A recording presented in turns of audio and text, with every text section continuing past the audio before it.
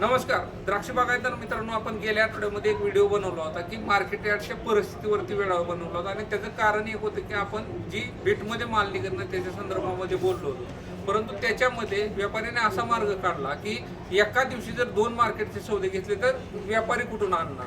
तर त्याच्यानंतर मी बाहेर पडण्याचा निर्णय घेतला आणि मी राजस्थानमध्ये आलो. तर राजस्थानमध्ये आपण उदयपूरमध्ये आहे. तर उदयपूरमध्ये बऱ्याच व्यापाऱ्यांबरोबर मी मिटिंग केली काल आणि माझ्या असं लक्षात आलं की देशामध्ये कुठं पण आपण आपला बेदाणा घेऊन जाऊ शकतो.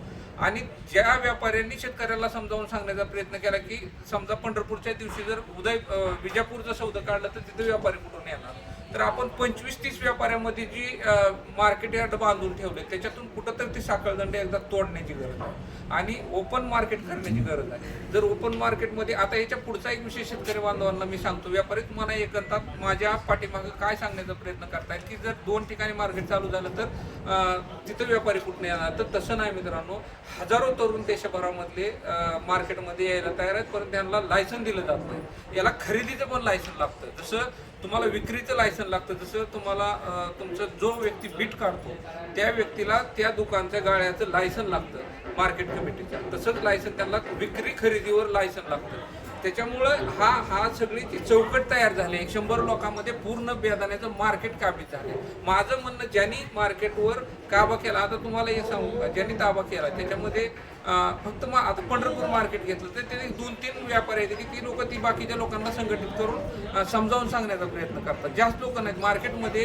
अगदी पांडुरंगासारखी लोक पण आहेत. त्या लोकांचं मी निश्चितच स्वागत करतो आणि त्यांना सलाम पण करतो. आपल्याला चांगल्या व्यापाऱ्यांची गरज आहे, त्यांचा विचार मोठा असेल, त्यांना त्या चौकटीमध्ये बांधून आपल्याला ठेवण्याचा जो विचार आहे तो कुठेतरी थांबला पाहिजे. आणि ह्याच्यासाठी मी राजस्थानमध्ये आलो आणि व्यापाऱ्यांबरोबर काय बोलल्यानंतर माझ्या अशा गोष्टी लक्षात आल्या की अनेक व्यापारी कॅशनं व्यवहार करायला पण तयार आहेत. फक्त त्यांना गरज आहे की आपल्या इथं मार्केट तशा पद्धतीचं उपलब्ध झालं पाहिजे आणि त्या लोकांना आपण डायरेक्ट डिलिव्हरी पण देऊ शकतो एक शेतकरी म्हणून, किंवा इथल्या मार्केटमध्ये आपण येऊन माल विकू शकतो. त्याच्यासाठी आपल्याला ना GSTची गरज आहे शेतकऱ्याला, ना इथे येण्यासाठी आपल्याला कुठल्या परवानगीची गरज आहे. जर तरुणांनी हा बेदाणा जर देशभरातल्या वेगवेगळ्या मार्केटमध्ये जाऊन आपण विकला तर तो एक पर्याय असू शकतो. कारण ही जी चौकट आहे, ही जी समजा राजकीय लोकांचा सुद्धा याच्या पाठीमागं हातभार असण्याची किंवा ताकद असण्याची शक्यता आहे. कारण ही लोक माझ्यासारख्या एका माणसाला न जोडता याच्यामध्ये फूट पाडण्याचा प्रयत्न करतात. त्याचे ऑडिओ क्लिप पण काही लोकांच्या माझ्याकडे सांगली, तासगाव,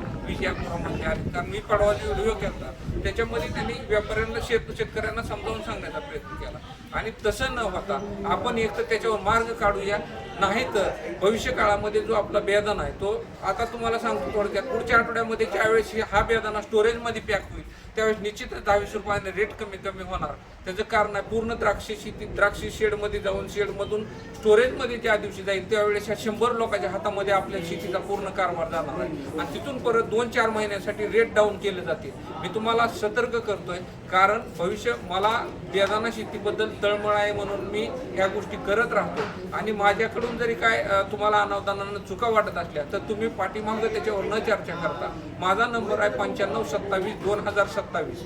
त्या नंबरवर मला डायरेक्ट फोन करा. माझा प्रत्येक गोष्टीचं मी तुम्हाला शेतकरी बांधवांना उत्तर देण्यासाठी मी बांधील आहे.